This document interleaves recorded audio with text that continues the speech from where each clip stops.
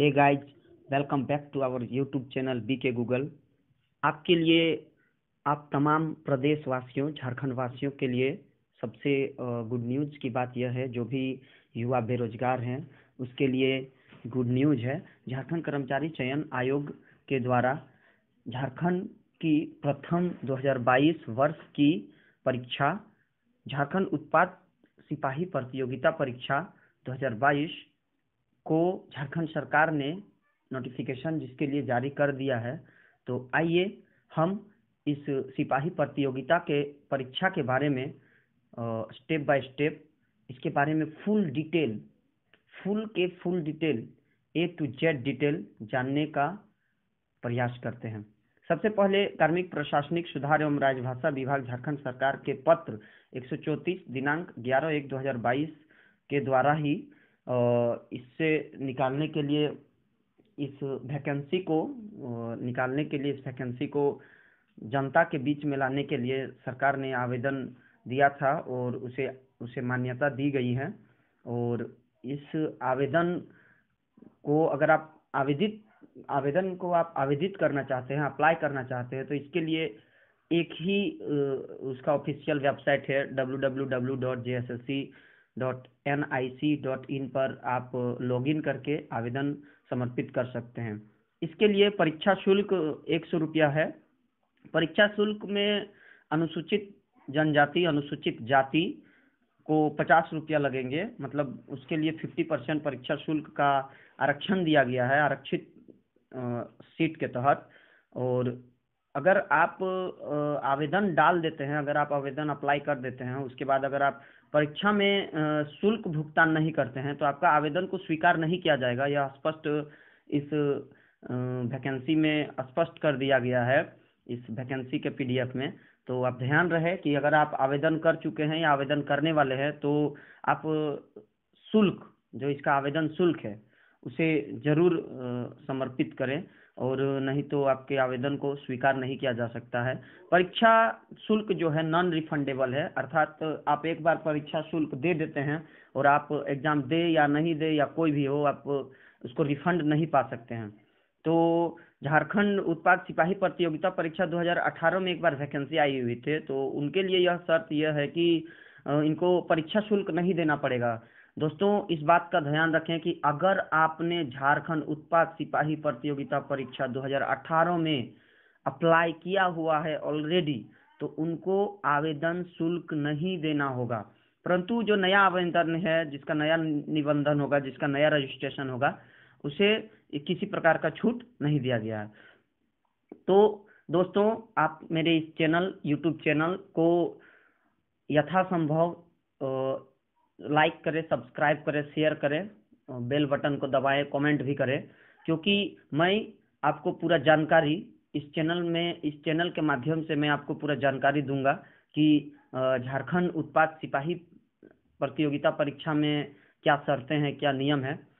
तो इस प्रकार आगे आते हैं रिक्तियों के विवरण के बारे में। तो उत्पाद सिपाही का अनारक्षित, जिसे हम जनरल कोटा बोलते हैं, उसके लिए 237 सीट है, जिसमें से 12 महिला के लिए रिजर्व है। अनुसूचित जनजाति के लिए 148 पद है, जिसमें से 3 पद आदिम जनजाति के लिए है, जो क्षैतिज रूप से आरक्षित है। 7 महिला के लिए है। इस प्रकार अनुसूचित जाति के लिए 57, महिला के लिए 3, अत्यंत पिछड़ा वर्ग के लिए जो BC1 होता है उसके लिए 50 और महिला वर्ग के लिए 3 है। BC2 के लिए 32 और अकव्यय के लिए 59 और महिला उसमें 3 है। अर्थात टोटल 583 है, जिसमें से रिजर्वेशन महिला के लिए 30 है और खेल कूद कोटा से 12 रखा गया है। इस प्रकार दोस्तों, आप हमारे चैनल में बने रहें और JSSC के द्वारा इसकी पूरी जानकारी लें, पूरा स्टेप बाय स्टेप।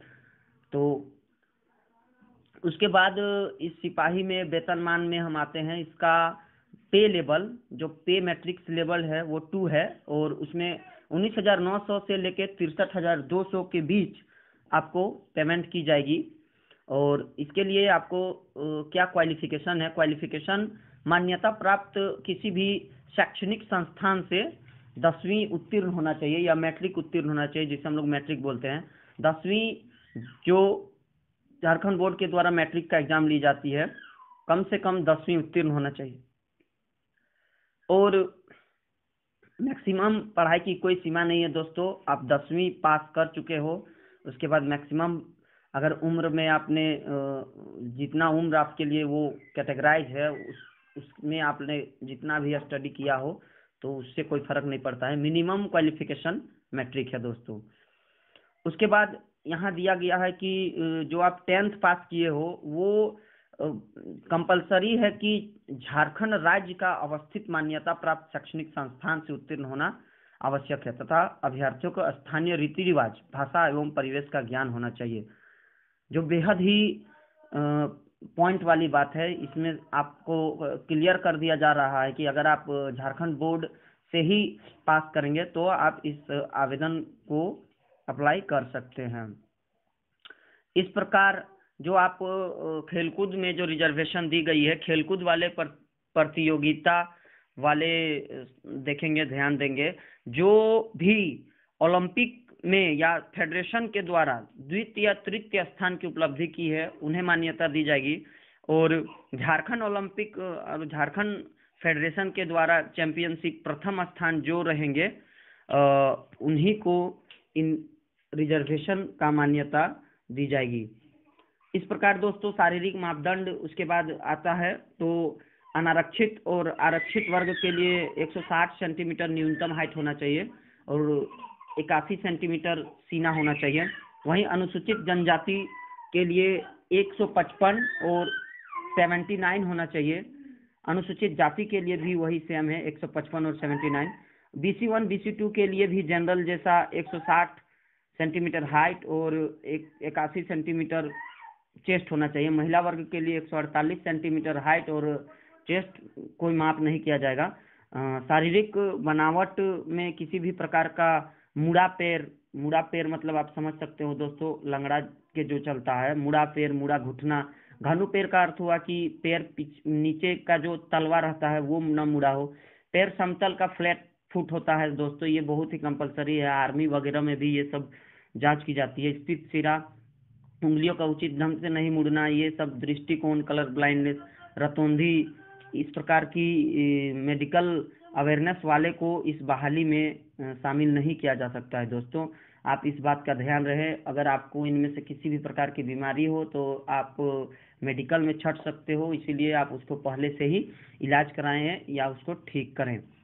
उत्पाद सिपाही के लिए न्यूनतम उम्र सीमा दोस्तों 1/8/2022 है, अर्थात 1/8/2022 की उम्र 1/8/2022 में जितनी आपकी उम्र होती है उसी की गणना की जाएगी और उससे पहले या उसके बाद की उम्र की आपकी वैल्यू नहीं है। मतलब 1/8/2022 तक आपको न्यूनतम 18 वर्ष और उम्र जो आपको दी गई है उतना होना कंपलसरी होगा। इसके बाद अनारक्षित वर्ग के लिए उम्र सीमा जो है 25 वर्ष मैक्सिमम है जनरल और कमजोर के लिए, और वहीं ओबीसी का BC1 BC2 के लिए 27, वहीं महिला के लिए 28 विशेष छूट, और अनुसूचित जनजाति जाति के लिए 30 वर्ष रखी गई है। इस प्रकार दोस्तों अब आते हैं भूतपूर्व सैनिक के लिए भी विशेष प्रकार की छूट दी गई है। जो भूतपूर्व सैनिक है, अगर उनके पास संबंधित प्रमाण पत्र है तो उनको उम्र सीमा में 5 वर्ष का छूट दिया गया है। उत्पाद सिपाही का एग्जाम देने के लिए आपको अनिवार्य है कि आप किसी भी झारखंड अवस्थित मान्यता प्राप्त शैक्षणिक संस्थान से मैट्रिक उत्तीर्ण होना चाहिए और अभ्यर्थी को स्थानीय रीति रिवाज और परिवेश का ज्ञान होना बहुत जरूरी है। परीक्षा में बैठने के लिए आपको प्रवेश पत्र निर्गत होना प्रमाणित नहीं करता है। अभ्यर्थी जो है चयन प्रक्रिया जो है JSSC लेगी और इसमें आप आवेदन भरे हैं तो उस समय आपको अनुपस्थित रहने पे आपका जो आवेदन है उसे रद्द कर दिया जाएगा। अगर आप एग्जाम में अनुपस्थित रहते हैं तो आपका जो एग्जाम है उसे रद्द किया जाएगा, वहीं पे आपको रोक दिया जाएगा। इसीलिए अगर आप एग्ज़ाम भरे हैं और बेहतरीन तरीके से आपने तैयारी की है तो प्लीज़ आप जाएं और एग्ज़ाम दें और इस 583 में से एक पद अपने नाम करें। उसके बाद दोस्तों हम लोग आते हैं जाति प्रमाण पत्र और क्या क्या प्रमाण पत्र की आवश्यकता है। तो प्रमाण पत्र में झारखंड राज्य में अनुसूचित जनजाति और अनुसूचित जाति के लिए जिला या अनुमंडल के उपायुक्त अर्थात एसडीओ डीसी का कागज चलेगा। दोस्तों ये ध्यान रहे, जिला स्तर का कागज इसमें लिया जाएगा। और फिर वही सेम ओबीसी जनरल के लिए भी है दोस्तों, जिला स्तर का ही कागज मान्य है इस प्रकार का स्थानीय निवासी और जाति निवासी। आप इस बात का ध्यान रखें। साथ में अपना एक स्वघोषणा पत्र आपको समर्पित करना होगा। फिर ऑनलाइन प्रपत्र भरने के लिए आपको जो निर्देश है, दिशा निर्देश, उसे मैं बहुत ही बेहतरीन तरीके से आपके बीच शेयर करता हूँ। ऑनलाइन पत्र भरने के लिए जो निर्देश है उसे मैं चाहता हूं कि आप ध्यानपूर्वक सुने और इसे समझने का कोशिश करें। आवेदन जो है भरने के पूर्व फोटो और हस्ताक्षर स्कैन प्रति भी आपके साथ रखें और सभी प्रमाण पत्रों में नाम, पता, पिता का नाम, ये विवरण सही हो। अन्यथा उससे आप जो आवेदन भर रहे हैं उससे पहले ही आपके अपने जो पेरेंट्स के नाम है या पता है, जानकारी है, जो आपका व्यक्तिगत निजी जानकारी है, वो निजी जानकारी में अगर आपको विभिन्न प्रकार के जाति आवासीय या मैट्रिकुलेशन के कागज में किसी प्रकार की त्रुटि है तो उसे आवेदन भरने से पहले ही उस त्रुटि को सुधार लें। ऑनलाइन आवेदन भरने के लिए आपको jssc.nic.in पे लॉगिन करना होगा। उसके बाद आप पंजीकरण करना होगा। पंजीकरण करने के बाद आप उसमें सेव कंटिन्यू करने के बाद आपको फिर उसमें परीक्षा शुल्क आपको देना होगा, उसका प्रिंट आउट आपको रखना होगा। और उसके बाद संशोधन के लिए दोस्तों आपका विशेष डेट दिया जाएगा। अगर आपको आवेदन भरने के समय किसी भी प्रकार का उसमें त्रुटि हो गया है, किसी भी प्रकार का त्रुटि अगर आपको दिख रही है तो उसका संशोधन डेट अलग से दिया जाएगा। इसके बाद फोटो और हस्ताक्षर अपलोड करने का भी अलग डेट दिया जाएगा दोस्तों। फिर उसके बाद आपको एडमिट कार्ड दिया जाएगा। सेकंड फेज में आपको ये जो पेमेंट है वो सेकंड फेज में आपको पेमेंट करना होगा दोस्तों। अब आते हैं सबसे मेन, अगर आपने आवेदन कर दिया हो, अगर आपने आवेदन नहीं किया हो तो अभी तक कर ले। जेएसएससी का नया अपडेट यह है कि, आप ध्यानपूर्वक सुने कि जेएसएससी का नया अपडेट यह है कि आवेदन करने की तिथि में बदलाव किया गया है। पुनः सुन ले दोस्तों, अगर अभी तक आपने आवेदन नहीं किया है तो कृपया करके, अगर आप आवेदन करने की इच्छुक है तो आवेदन करें, क्योंकि जेएसएससी ने आवेदन करने का डेट बढ़ाया है। याद रखें दोस्तों, जेएसएससी ने आवेदन करने का डेट बढ़ाया है। और अभी तक आपने हमारे यूट्यूब चैनल को सब्सक्राइब नहीं किया है, इस वीडियो को शेयर नहीं किया है, वीडियो में कमेंट नहीं किया है, तो कृपया करके आप हमारे वीडियो को शेयर और कमेंट जरूर करें। अब आते हैं दोस्तों मुख्य बिंदु पर। सबसे आवेदन करना तो बाहरी काम है दोस्तों, लेकिन इस आवेदन करने के बाद इसमें सफलता पाने के लिए, इसमें बहाली होने के लिए इसका जो स्वरूप बनाया गया है उस स्वरूप के बारे में आते हैं दोस्तों। इसमें 3 फेज में आपको उत्तीर्ण होना पड़ेगा दोस्तों। पहला है शारीरिक दक्षता परीक्षण, जिसे फिजिकल बोला जाता है। दूसरा है लिखित, तीसरा है चिकित्सीय परीक्षा। तो दोस्तों शारीरिक दक्षता फिजिकल में आपको जो इसका समय सीमा है, जो इसकी सीमा है, उस सीमाओं से गुजरना पड़ेगा, उस सीमाओं को पास करना पड़ेगा। उसके बाद आपको लिखित परीक्षा में शामिल किया जाएगा। शारीरिक परीक्षा में जो आप सफल होंगे उसके लिए आप ध्यान दें कि किसी भी प्रकार का अंक देय नहीं होगा। जो पहले की भांति वैकेंसियां निकलती थी जिसमें शारीरिक दक्षता का एग्जाम ली जाती थी और शारीरिक दक्षता में भी विशेष प्रकार की अंक की सुविधा थी, तो ध्यान रहे दोस्तों कि अब शारीरिक दक्षता का अंक सुनिश्चित नहीं है, देय नहीं है। शारीरिक दक्षता में परीक्षण सफल होने के बाद लिखित लिया जाएगा दोस्तों, ध्यान रहे। अगर आप शारीरिक दक्षता में पास है उसके बाद ही आपको लिखित परीक्षा में शामिल किया जाएगा, अन्यथा वहीं से आपकी आवेदन को रद्द कर दिया जा सकता है।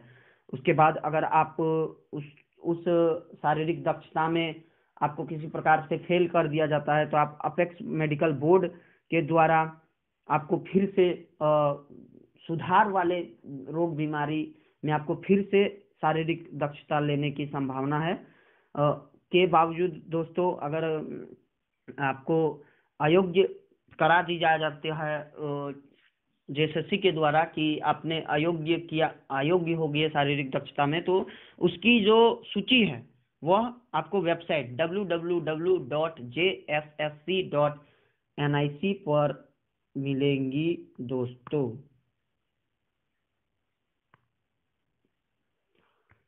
फिर आते हैं शारीरिक दक्षता पास करने के बाद लिखित परीक्षा होंगी। लिखित परीक्षा का 3 पत्र है, मतलब 3 पेपर है। पहला पेपर है भाषा ज्ञान, जिसमें कंपलसरी है हिंदी भाषा का नॉलेज एंड इंग्लिश भाषा का नॉलेज। आपको हिंदी भाषा में 80 प्रश्न रहेंगे और अंग्रेजी भाषा में 120 प्रश्न रहेंगे। इस भाषा में आपको 30% न्यूनतम लाना कंपलसरी है दोस्तों। इस भाषा एग्जाम में आपको 30% का अंक लाना कंपलसरी है। याद रहे, अगर आप फिजिकल भी पास कर गए हो, अगर फिर आप लिखित परीक्षा में अगर आपने हिंदी का विषय में न्यूनतम 30% नंबर नहीं लाए तो आपको अयोग्य माना जाएगा। लेकिन ये भी शर्त है कि इस अंक को मेधा के लिए निर्धारण नहीं किया गया है, मतलब मेरिट लिस्ट में हिंदी भाषा को नहीं जोड़ा गया है, ध्यान रहे। मतलब यह केवल पास आउट का मार्क्स होगा दोस्तों, इसमें आप केवल पास कीजिएगा। उसके बाद द्वितीय पत्र में जो प्रश्न है वह लोकल लैंग्वेजेस है, जिसमें उर्दू, संथाली, बंगला, मुंडारी, हो, खड़िया, कुड़ुक, कुरमाली, खोरठा, नागपुरी, पंच परगनिया, उड़िया में से किसी भी एक भाषा की परीक्षा विकल्प के रूप में अभ्यर्थी दे सकेंगे। और इस भाषा में 100 बहुविकल्पीय उत्तर आधारित प्रश्न पूछे जाएंगे। बहुविकल्पीय मतलब ऑप्शनल होता है दोस्तों, मतलब एक प्रश्न का आपको ऑप्शन दिया जाएगा और उन ऑप्शनों में से एक सही ऑप्शन को आपको चुनना पड़ेगा। फिर प्रश्न पत्र 2 में जो लैंग्वेजेस का है, जो लोकल लैंग्वेजेस का है, उसमें भी आपको 30% का अंक लाना अनिवार्य होगा। याद रहे, आपको जिस प्रकार पेपर 1 में आपको पास करना कंपलसरी था, उसी प्रकार पेपर 2 में भी न्यूनतम 30% अंक लाना ही पड़ेगा। पेपर 3 में दोस्तों 120 मार्क्स की होगी पेपर 3 में, और एक विषय है जो क्या क्या आपको पढ़ना है पेपर 3 में, जिसमें से झारखंड अध्ययन, झारखंड राज्य संबंधित तथा सामान्य विज्ञान एवं सामान्य गणित का अंक दिया जाएगा, जिसमें सामान्य विज्ञान से 20 प्रश्न, सामान्य गणित से 10 प्रश्न। ध्यान रहे दोस्तों, सबसे ज्यादा प्रश्न आपको जो पूछे जाएंगे वो है झारखंड राज्य संबंधित प्रश्न, जो आपको 50 अंक के लिए पूछे जाएंगे। फिर अब आते हैं दोस्तों परीक्षा में जो उसकी सिलेबस है, उस सिलेबस को हम लोग ध्यान पूर्वक समझें। परीक्षा में जो सिलेबस है उस सिलेबस को ध्यान पूर्वक समझें। इसमें जो प्रथम पत्र है जिसमें हिंदी का एग्जाम लिया जाएगा, उस हिंदी का एग्जाम में आपको अनुच्छेद आधारित प्रश्न 20 है। ध्यान रहे दोस्तों, अनुच्छेद आधारित प्रश्न 20 है का अर्थ यह है कि आपको एक पैराग्राफ दिया जाएगा, अनुच्छेद जिसे बोलते हैं, पैराग्राफ दिया जाएगा। उस पैराग्राफ के अंदर में ही आपको 20 प्रश्न क्रिएट किए जाएंगे और वही 20 प्रश्नों का आपको सही आंसर देना है। फिर आपका व्याकरण में 60 प्रश्न है जो हिंदी व्याकरण में है। हिंदी व्याकरण में आपको 60 प्रश्न पूछे जाएंगे। उसके बाद इस विषय में जो पैसेज का है और हिंदी व्याकरण का है, वह दोनों मिला के 60 और 20 80 मार्क्स होते हैं। अंग्रेजी में आपको वही पैराग्राफ या पैसेज, जो बोलिए, पैराग्राफ या पैसेज जो आपको दिया जाएगा उसमें 20 मार्क्स है और अंग्रेजी व्याकरण में ओनली 20 मार्क्स है दोस्तों। ध्यान रहे दोस्तों, कि आपको हिंदी व्याकरण में ही 60 है और बाकी में मिला के 60 है। के बाद दोस्तों आपके क्षेत्रीय भाषा में हम लोग आते हैं। क्षेत्रीय भाषा में व्याकरण में आपको संज्ञा, सर्वनाम, वचन, लिंग, पुरुष, भिन्नार्थ शब्द, विलोम शब्द, प्रत्यय, वाक्य, शुद्धिकरण, इस प्रकार की आपकी भाषा में व्याकरणीय होंगे। और फिर आपको गद्य, पद्य और साहित्य तीनों प्रकार की जानकारी, आप जिस भी भाषा में आप एग्जाम देना चाह रहे हैं उस भाषा में ध्यान देंगे। गद्य, पद्य, व्याकरण, लोक साहित्य, व्याकरण, लोक साहित्य, जिसमें आप जो भी ऑप्शनल लैंग्वेज चुने हैं दोस्तों, उस लैंग्वेज का विशेष जानकारी आप पहले ही स्क्रीनशॉट मार लें। और फिर उसमें भी जो चैप्टर है, जितने भी प्रश्न है, जितने भी उसके चैप्टर है, चैप्टर वाइज दे दिया गया है दोस्तों। अब आते हैं प्रश्न पत्र 3 पे। प्रश्न पत्र 3 में सामान्य अध्ययन, जिसमें 20 मार्क्स का था। सामान्य अध्ययन में ध्यान दे दोस्तों कि ताजा तरीन जो वातावरण के साथ घटना चल रही है, कहने का अर्थ यह है दोस्तों कि जो अभी लाइव करंट अफेयर्स जिसे बोलते हैं दोस्तों, उसकी योग्यता की जांच होगी। जो आप दिन प्रतिदिन यूज करते हैं, वैज्ञानिक दृष्टिकोण में मामले की जांच करते हैं।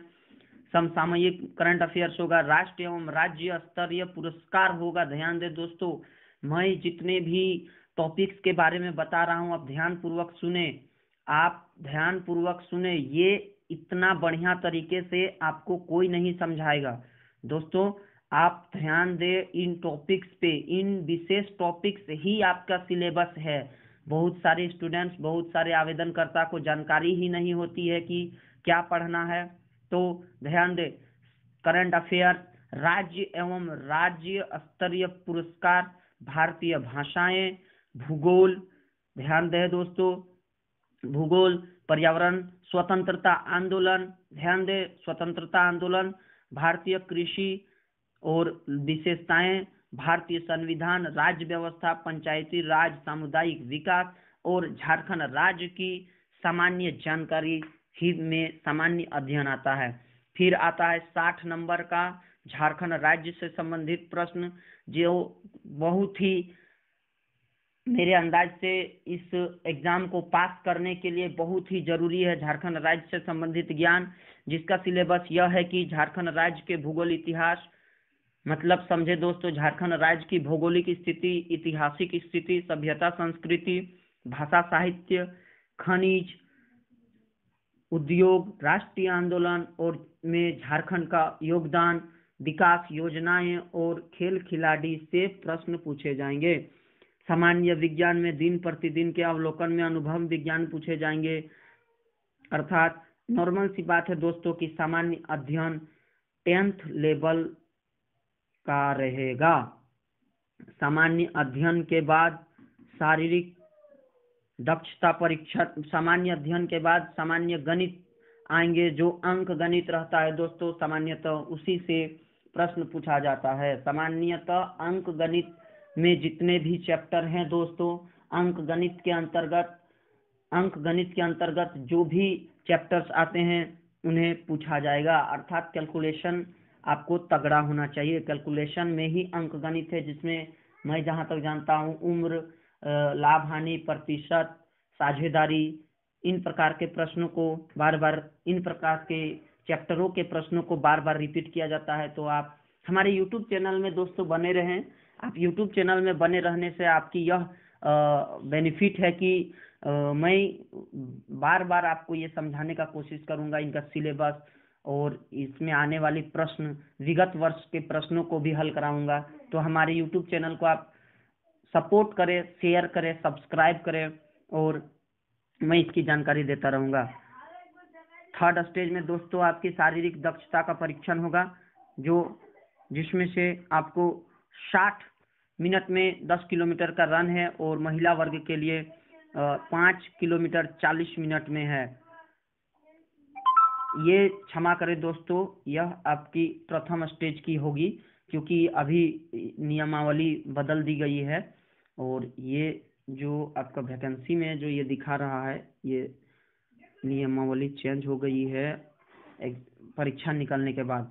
चिकित्सीय जांच में विशेष प्रकार के आप घर में ही जांच कर लें। जो मैंने आपकी हाइट संबंधी बताई है, चेस्ट संबंधी बताया है, उसको आप समझें। और अगर आपको विशेष जानकारी लेना है तो हमारे यूट्यूब चैनल में ही चिकित्सीय का एक वीडियो बनाया गया है, जिसमें मैं बहुत ही सरल और सटीक प्रकार से बताया हूं कि किस प्रकार इसको पास करना है या किस प्रकार की होती है। पुनः आप एक बार देख लें कि अभ्यर्थियों की शारीरिक बनावट में मुड़ा घुटना, घनु पैर, समतल पैर, स्थित सिरा, उंगलियों, अगर आपको ये जो आप नोटिफिकेशन है, इस नोटिफिकेशन में जो आपके मेडिकल है और मेडिकल संबंधी अगर आपको किसी भी प्रकार की दिक्कत, अगर आपको किसी भी प्रकार का समझ में नहीं आ रहा है तो प्लीज आप कमेंट बॉक्स में कमेंट करें, मैं आपको पर्सनली रिप्लाई दूंगा। और मेरा यूट्यूब में ही मेरा नंबर है, अगर आपको हमसे संपर्क करना हो तो प्लीज हमसे संपर्क करें। चाहे आपकी पूरी वैकेंसी में कहीं भी आपको किसी भी प्रकार का दिक्कत हो, सिलेबस संबंधित अथवा आपको आवेदन करने संबंधित, तो हमारे यूट्यूब में आप कमेंट कर सकते हो और मैं आपको पूरा मदद करूंगा। अब आते हैं दोस्तों मेधा सूची अर्थात मेरिट किस प्रकार का बनाया जाएगा। मेरिट जो बनाया जाएगा दोस्तों, वह प्रश्न पत्र 2 एवं 3 के विषय प्राप्तांक, ध्यान दे दोस्तों, प्रश्न पत्र 2 एवं 3 अर्थात सामान्य ज्ञान और झारखंड संबंधित जो था, और प्रश्न पत्र 2 में जो था आपका लोकल लैंग्वेज, उस प्रकार से आपको उसका आधार बना के आपको मेरिट बनाया जाएगा दोस्तों, इस बात पे ध्यान दें। फिर अगर ऐसा होता है दोस्तों, आप जब बहाली में जाओगे, आपका जब बहाली होगा तो आपको इक्वल मार्क्स रहेगा।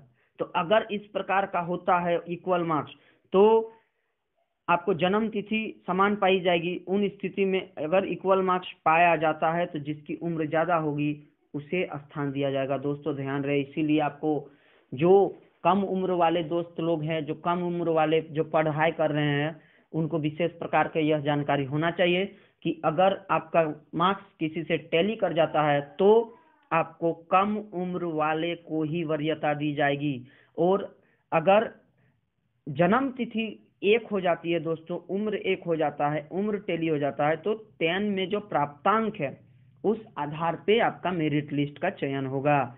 मेरिट लिस्ट में जो भी पास करेंगे, मेरिट लिस्ट के बाद प्रमाण पत्रों की सत्यापन होती है दोस्तों। फिर न्याय होती, मतलब अन्याय होती है, जो इसकी आवेदन झारखंड परीक्षा संचालन अधिनियम 2001 के तहत होगी।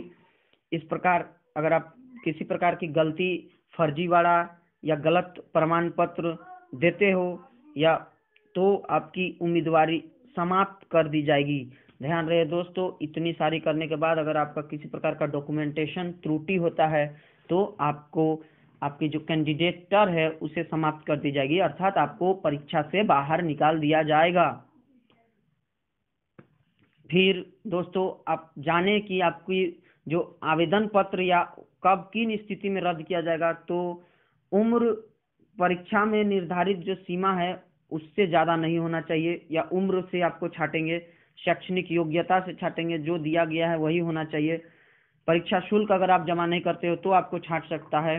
प्रमाण पत्र में आपको छाटा जा सकता है अगर आप गलत प्रमाण पत्र देंगे।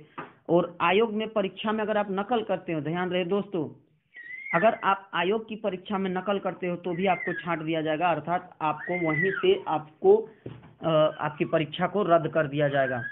किसी प्रकार का फर्जीवाड़ा करने पे आपको रद्द कर दिया जाएगा दोस्तों।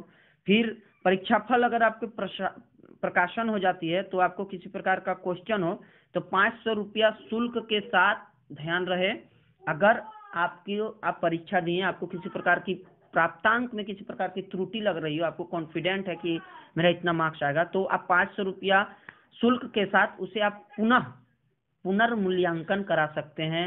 इस बात का आप ध्यान दें दोस्तों, और डिसिप्लिन मेंटेन करें, क्योंकि स्पष्ट कहा गया है कि आपको डिसिप्लिन मेंटेनेंस करना बहुत जरूरी है। और सबसे बेहद जरूरी बात, जो आप अगर आप मेरिट में आ भी जाते हो उसके बाद आपको जो करेंगी वो है ये कि माननीय झारखंड उच्च न्यायालय के दायर WPS नंबर 3894/2021 रमेश हांसदा एवं अन्य बनाम झारखंड राज्य में पारित अंतिम आदेश में इस विज्ञापन के अंतर की प्रभावित हो सकती है। का अर्थ यह है दोस्तों कि अभी राज्य सरकार के नाम पे केस चल रहा है, जो पूर्व वैकेंसियां हुई थी उसमें अगर किसी प्रकार का कोर्ट आदेश करता है तो आपकी वैकेंसी को रद्द किया जा सकता है, आपकी वैकेंसी को प्रभावित किया जा सकता है।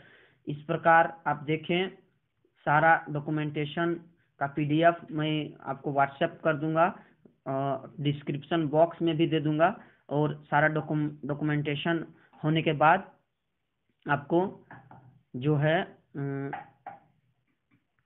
एग्जाम पास कीजिएगा। आपको यह जानकारी कैसी लगी आप हमें कमेंट बॉक्स में बताएं। थैंक यू दोस्तों। Subscribe my channel and support me. हम आपको स्टेप बाय स्टेप हर चरण में मदद करते हैं।